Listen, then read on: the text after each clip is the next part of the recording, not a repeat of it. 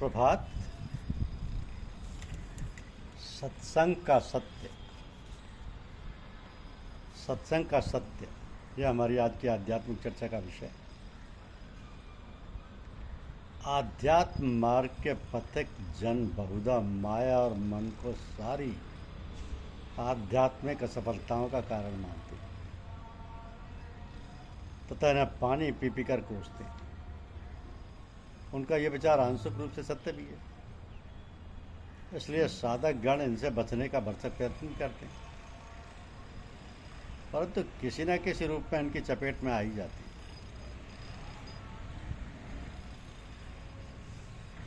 उपासना करके ज्यों-ज्यों साधक सूक्ष्म एवं सतर्क होता जाता है, ये दोनों चीज़ें भी सूक्ष्म एवं साधु वेश धारण करके साधक के पीछे लगी रहती है। तथा जरा सा भी अपने ऊपर भरोसा करने पर यह साधक को अपना शिकार बना लेती है। इसका सबसे अच्छा तरीका किसी समर्थ सदगुरु के प्रति पूर्ण रूप से समर्थन है, जो अपने प्रिय शिष्य को सब प्रकार के खतरों से बचाता रहता है। एक साहब परम संत महात्मा ब्रजमोहन लाल जी साहब के पास आए तथा उन्हें 60,000 रुपये नजर किए तथा निवेदन किया कि भाई साहब, मेरी हार्दिक इच्छा है कि इन रुपयों से एक बड़ी इमारत का निर्माण किया जाए, जिसमें विद्या की शिक्षा, प्रचार और प्रसार का कार्य हो। एक इच्छा उन्होंने और व्यक्त की कि उस इमारत पर एक छोटी सी उनके नाम की पट्टिका भी लगा दी जाए। इतना सुनते परम संत महात्मा ब्रजमोहन लाल जी साहब ने उन 60,000 रुपयों को उन साहब को वापस कर दिया तब फरमाया कि आध्यात्मिक सेवा के साथ अपना नाम नहीं जोड़ना चाहिए। इसके आगे और फरमाया कि इस सेवा के लिए इमारतों की कतई जरूरत नहीं है, इसके लिए तो कुछ चरित्रवान व्यक्ति चाहिए। परम संत महात्मा ब्रजमोहन लाल जी साहब एवं परम संत महात्मा श्यामबारी लाल जी साहब द्वारा आजीवन इस कथनी का इतनी खूबसूरती के साथ पालन किया गया कि उनकी मिसाल मिलना बहुत कठिन है। ये दोनों ही महात्मागण सरकार के उच्च पदों पर रह चुके हैं, परंतु उनके पार्थिविक शरीरों का अंतिम संस्कार तक किराए के मकानों में ही हुआ। और ये साहिबान इतने प्रतिभा संपन्न थे कि एक मकान की क्या चीज़ है, अगर चाहते तो कॉलोनियाँ बसा सकते। हमारी परंपरा के आचार्यों ने माया व मन को बिल्कुल बेकार नहीं समझा और उनके गुणों से भरपूर फायदा उठाया। परम संत महात्मा ब्रजमोहन लाल जी साहब कहा करते थे कि यह संसार सार व असार के मिलन है, इसलिए इसे संसार कहा जाता है। महात्मा तुलसीदास जी ने श्री रामचरितमानस में इस बात को कहा है। आपने लिखा है कि भगवान ने संसार की रचना गुण व अवगुण दोनों को मिलाकर की है। संत रूपी हंस इस गुण रूपी दूध को ग्रहण कर लेते हैं तथा विकार रूपी जल को छोड़ देते हैं।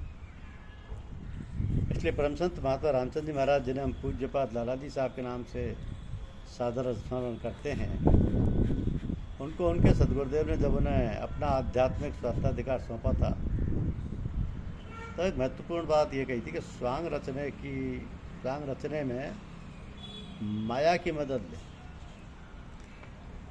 स्वांग रचने का मतलब था अपने को छिपाने में। तो एक साधु का सबसे महत्वपूर्ण कार्य अपने को छिपाने का है। पूज्यपाद महात्मा रघुवीर दयाल जी महाराज, जिन्हें हम चचा जी महाराज के नाम से जानते हैं, कहा करते थे कि यह दौलत एक खुशबू की तरह है, इसकी डांट जितनी सख्त लगाई जाएगी उतनी ही सुरक्षित रह सकेगी। डांट ढीली पड़ते ही खुशबू उड़ जाएगी, तो शीशे में खाली तेल ही तेल बचेगा, जिसका कोई महत्व नहीं। तो जो लोग माया की प्राप्ति के लिए माया की शरण में जाते हैं, जिन्हें माया ऐसी पटकनी देती है उन्हें कि वो कहीं के नहीं रहते, परंतु जो साधुजन माया के शरण में अपनी दौलत की रक्षा के उद्देश्य से जाते हैं, माया उनकी माँ की तरह रक्षा करती है। इतिहास साक्षी है कि जो संतजन अपने को छिपा नहीं पाए, उन्हें उस समय के शासकों ने अपनी दुनियावी काम करवाने की गरज से घोर यातनाएं दी। इसलिए एक साधु को अपने को छुपाना बहुत ही महत्वपूर्ण है। एक महात्मा जी ने अपने एक शिष्य को एक अन्य महात्मा के पास किसी काम से भेजा। जब वो शिष्य उनके मकान पर पहुंचे तो मालूम हुआ कि वे महात्मा जी पड़ोस के बाजार में सब्जी खरीदने गए। आते होंगे,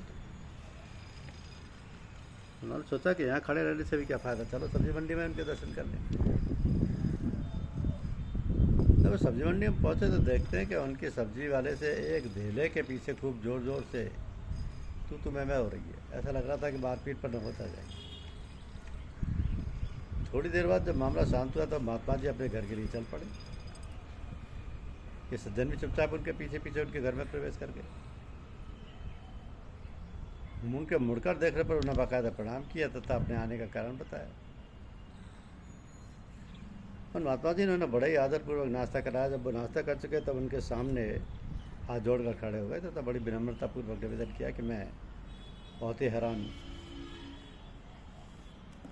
आपके सब्जी मंडी वाले तथा घर वाले स्वरूप को देखकर।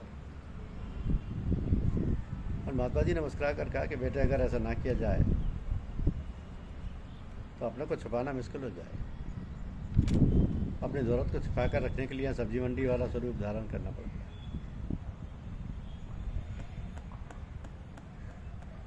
अपने बड़े सुपुत्र की पुलिस विभाग में नौकरी लग जाने के बाद पूज्यपाद चचा जी महाराज सन 1925 में स्थायी रूप से सपरिवार कानपुर में रहने लगे थे। समाज जब रोशन होगी तो उसका प्रकाश तो फैलेगा ही, संस्कारी व्यक्ति उसकी तरफ आकर्षित भी होंगे। तो एक पंडित जी जो कानपुर से 30-35 मील की दूरी पर रहते थे, भगवान के भक्त थे। ज़्यादातर अपने समय का उपयोग पूजा पाठ में करते थे। पूज्यपाद चचा जी महाराज की ख्याति सुनकर इतने प्रभावित हुए कि उनके दर्शन करने का मन बना डाला। एक दिन पूज्यपाद चचा जी महाराज के सत्संग सभा में पहुँच गए। उन्होंने देखा कि चचा जी महाराज एक तख्त पर विराजमान थे तथा उनके भक्तगण उनके चारों ओर एक दरी पर बैठे थे। ये भी उन्हें प्रणाम कर सबके साथ बैठ गए। देखा कि वहाँ भाड़ों के किस्से हो रहे। सब लोगों के साथ पूज्यपाद चचा जी महाराज भी ठाके मार मार कर हंस रहे। यहाँ की सभा को देखकर पंडित जी चक्कर में पड़ गए कि यहाँ है तो पूज्यपाद चचा जी महाराज से ज्ञान भक्ति व वैराग्य की चर्चा करने, और यहाँ तो सब उल्टा हो रहा है। सोचा कि शायद एक दो किस्से होंगे पर फिर काम की बात होगी, परंतु ये क्या, यहाँ तो हंसी मजाक का माहौल थमने का नाम ही नहीं रहा। इस प्रकार 2 घंटे का समय निकल गया। जब पंडित जी से नहीं रह गया तब अपने दोनों हाथ जोड़कर खड़े हो गए। पूज्यपाद चचा जी से महाराज से बोले कि महाराज जी, हम तो बड़ी दूर से बड़े यत्न करके आपके दर्शन करने आए तथा आपके मुखारविंद से ज्ञान भक्ति का कुछ संदेश सुनने आए थे, परंतु यहाँ तो बड़ी निराशा हाथ लगी। हमारा 2 घंटे का समय व्यर्थ गया। यहाँ तो भाड़ों के किस्से हो रहे। चचा जी महाराज ने उनसे पूछा, या कहाँ भाड़ों के किस्से हो रहे? पंडित जी ने कहा यहाँ। तो चचा जी बोले कितनी देर से हो रहे हैं? पंडित जी बोले करीब 2 घंटे हो गए। चचा जी 2 घंटों में कितने किस्से हुए? पंडित जी करीब 10 बार। सही ने कहा आपने सब सुने? पंडित जी हाँ महाराज। तो चचा जी बोले तो फिर आपको एक किस्सा सुना दी। अब पंडित जी ने अपनी याददाश्त पर बहुत जोर लगाया। सुने सब थे परंतु याद एक भी नहीं आ रहा। सब पूज्यपाद चचा जी महाराज हंस पड़े और बोले कि पंडित जी आपने मन लगाकर उन्हें नहीं सुनाया। और संस्कारी व्यक्ति थे, फौरन समझ गए कि पूज्यपाद चचा जी महाराज ने अपनी आध्यात्मिक तवज्जो से सबके मनों को सुना दिया। मुँह बोल रहा था, कान सुन रहे थे, परंतु रिकॉर्ड करने वाला मन सो रहा था। अब पूज्यपाद चचा जी महाराज के पावन चरणों में अपना सर रख दिया। बोले कि धन्य, भाड़ों की कथा की आड़ में इतनी उच्च कोटि की आध्यात्मिक सेवा कहाँ मिलेगी? भाड़ों की कथा की आड़ में इतनी उच्च कोटि की आध्यात्मिक सेवा कहाँ मिलेगी? उनके संसर्ग में बहुत अन्य श्रद्धालु जन पूज्यपाद चचा जी साहब की सेवा में आए। इसी प्रकार हमारी परंपरा के हर संत ने अपने को छुपाने का प्रयास किया। छुपाने का प्रयास करना चाहिए।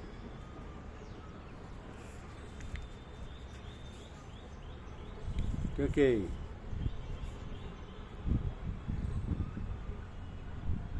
मन क्या है, उड़ान भरता है।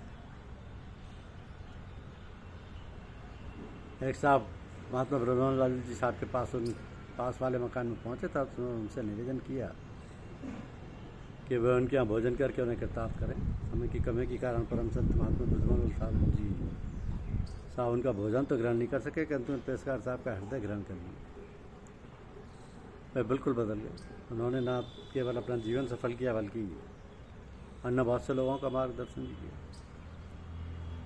इस प्रकार हमारे सिलसिले के सत्संगों ने माया व मन, जिन्हें अवगुणों की खान कहा जाता है, उनके गुणों से भरपूर लाभ उठाया और लोगों के जीवन बदल दिए। धन्यवाद।